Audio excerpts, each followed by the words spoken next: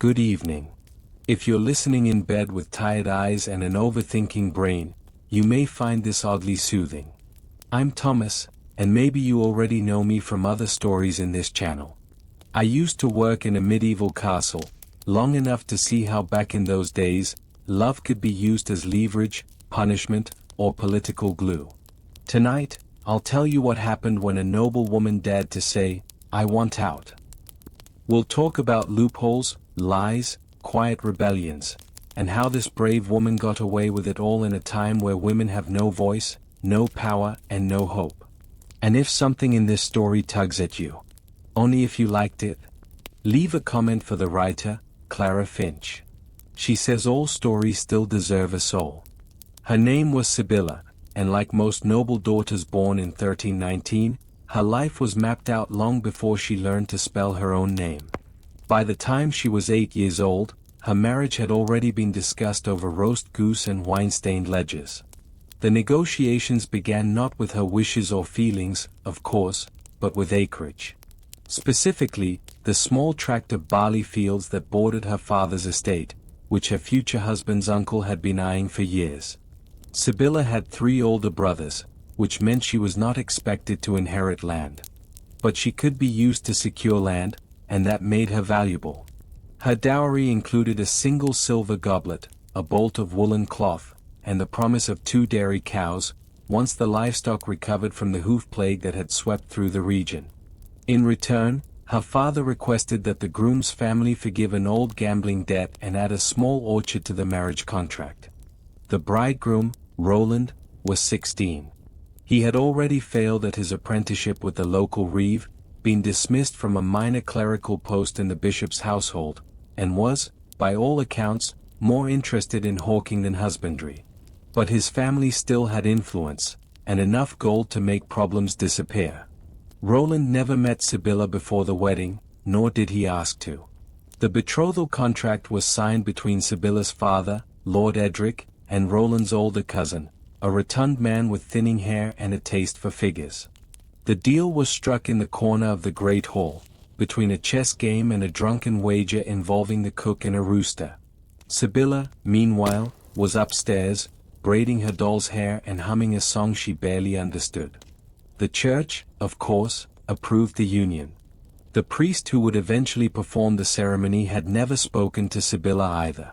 But he was given 2 cured hams and the promise of future donations, so he blessed the arrangement and noted it down in the parish record book, somewhere between an entry about a miracle turnip and a cow that had allegedly spoken Latin.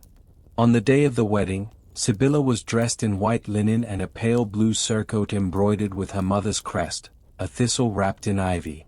She had no idea what was expected of her. Her mother told her to smile and bow. Her nursemaid whispered that her new husband might pinch. A visiting aunt gave her a lump of sugar to chew if she began to cry. The ceremony was held in a private chapel, lit by beeswax candles and the nervous glances of a few sober onlookers. Roland arrived late. He was flushed and smelled of cider. During the vows, Sibylla mumbled her responses, her voice barely audible over the crackle of the hearth. She had just begun her monthly bleeding the week before, which meant, by church standards, she was now a woman. No one asked her if she wanted to be one. After the blessing, Roland took her hand and led her to the feast, where a roasted boar's head was waiting alongside a jug of watered wine and a tray of larks wrapped in pastry. Sibylla sat between 2 of Roland's cousins. One of them pinched her leg under the table. The other told her she had pretty wrists. That night, she was taken to a small chamber beside the solar. The bed was narrow, the sheets scratchy. Roland was drunk.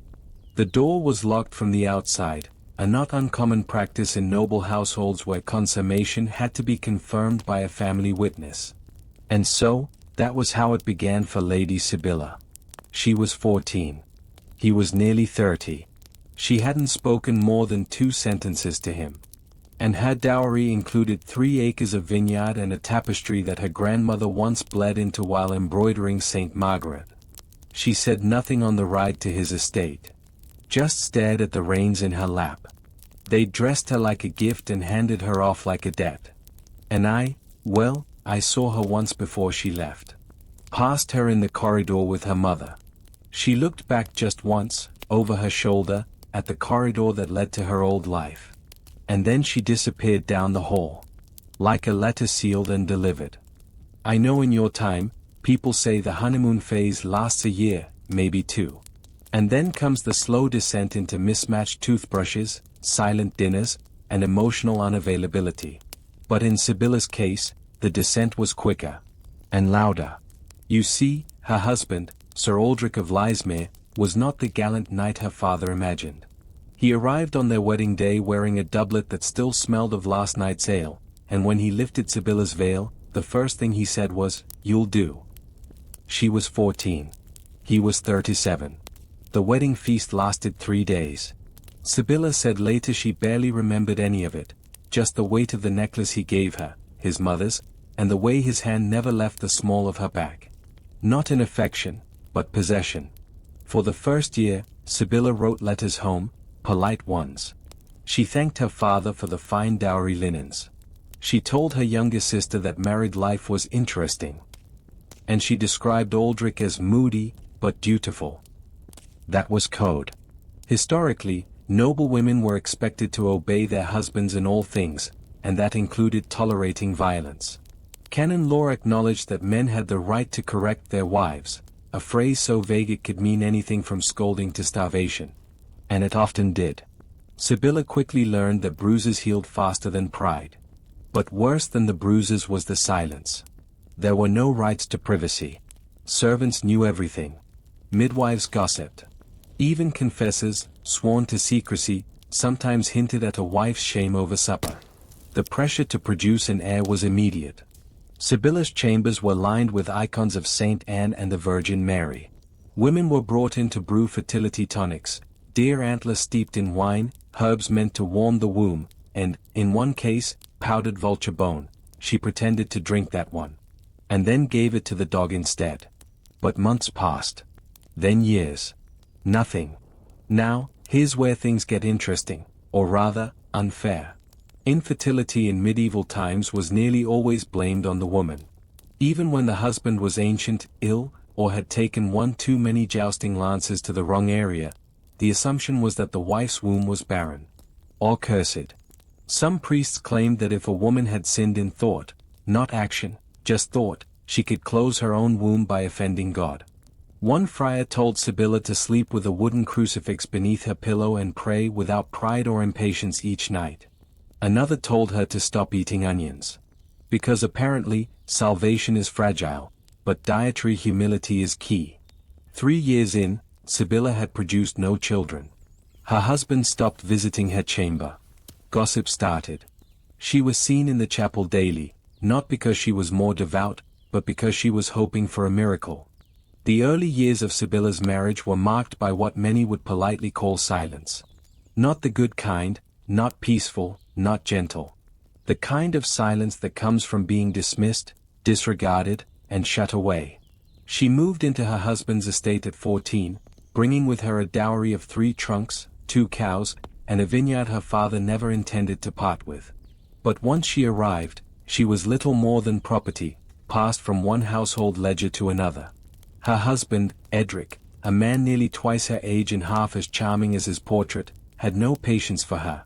She was, in his words, too meek to be interesting, and too moody to be meek. Which, of course, meant she was human. At first, she did everything she was told.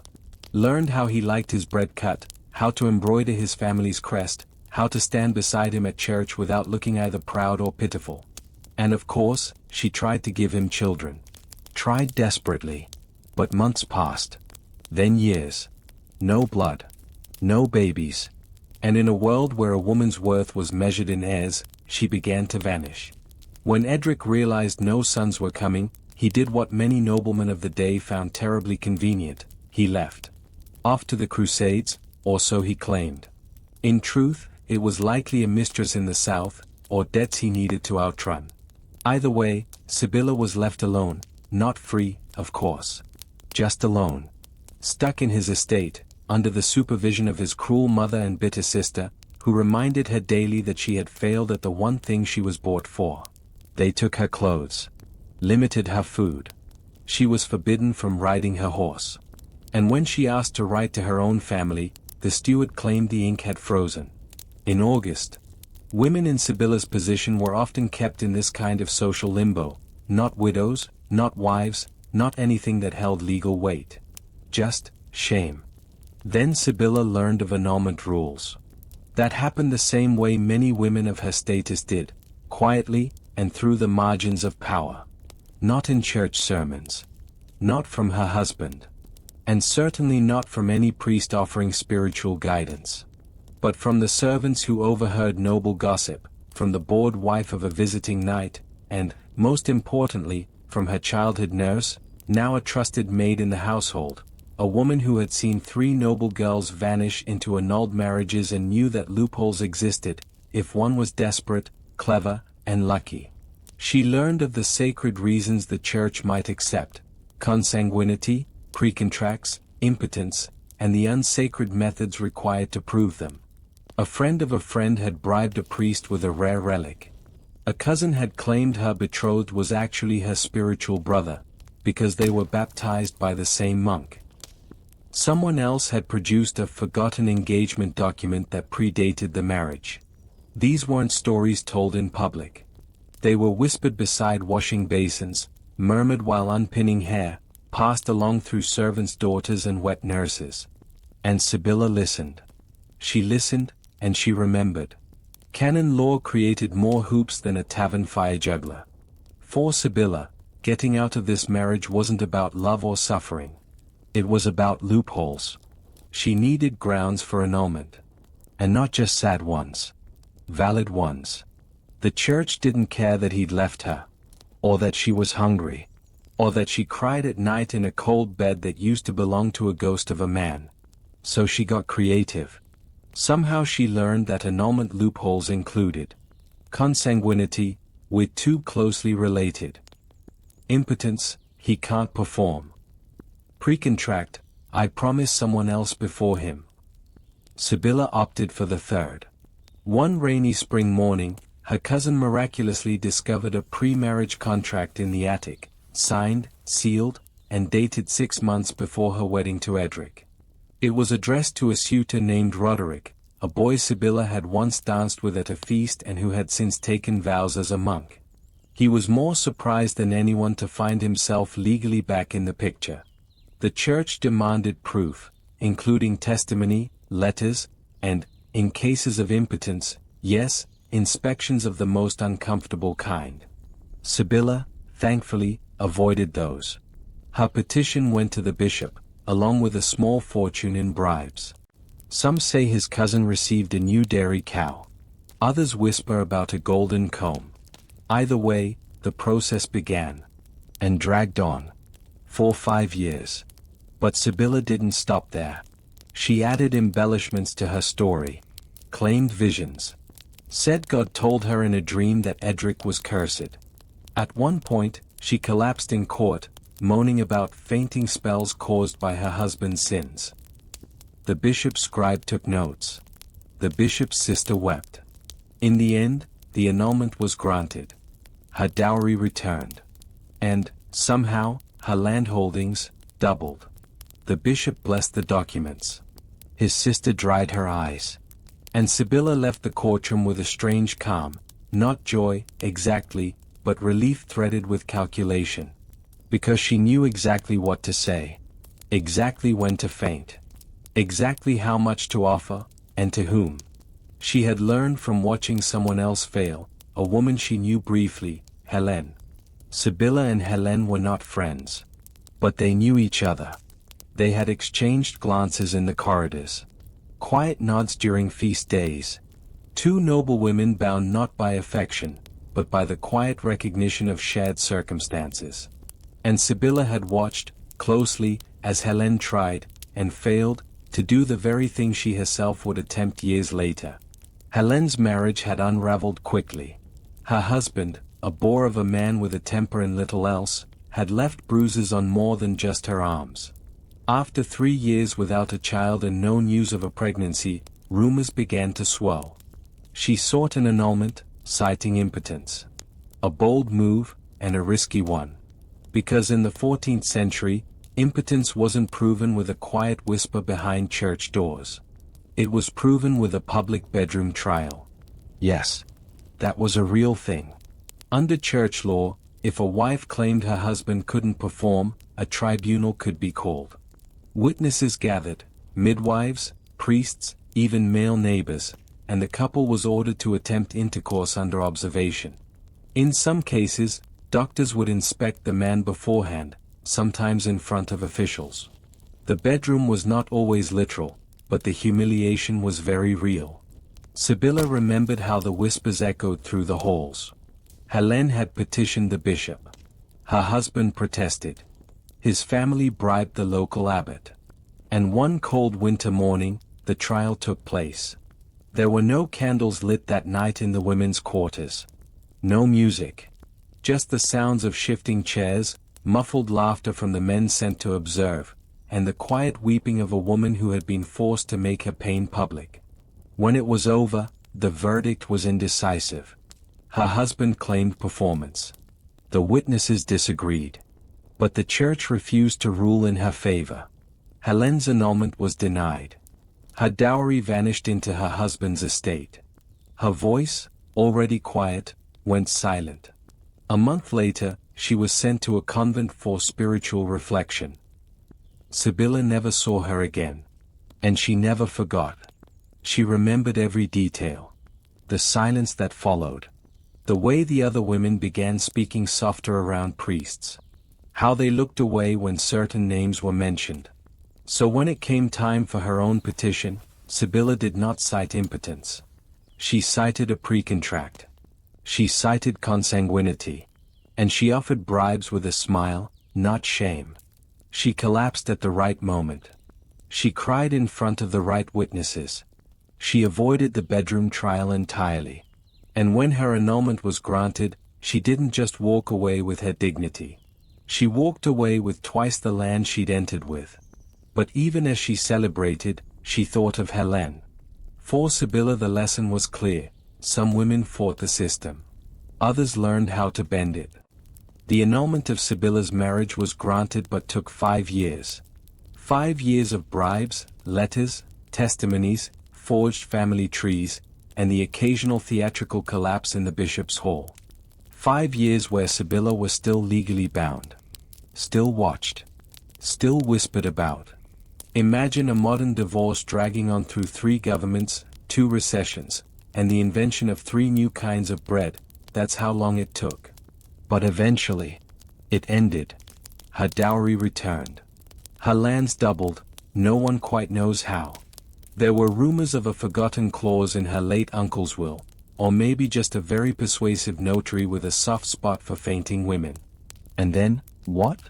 Did she remarry? She could have. Noble women often did. Once freed, they were still valuable, especially with property in hand. But Sibylla didn't. And that's where her story gets quieter. She didn't return to her father's estate. Nor did she seek out another match, though many tried.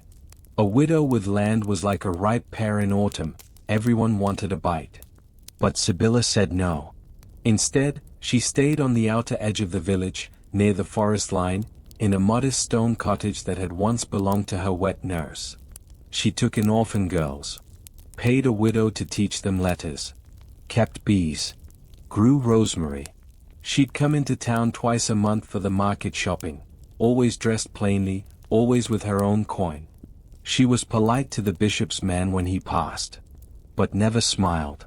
When asked why she never married again, she supposedly said, "Marrying once was an accident. Twice would be voluntary manslaughter." She lived into her 50s, an impressive feat in those days, especially for a woman who'd bled, fought, bargained, and survived. Some say she was bitter. Others say she was free. But I remember seeing her once, years later, at the autumn fair. She was sitting on a bench, eating a plum. Watching a young bride cry in her veil, surrounded by men haggling over oxen. Sibylla didn't say a word. Just bit into the fruit. I know you're thinking that Sibylla's happy ending wasn't common in the 14th century. And it was not.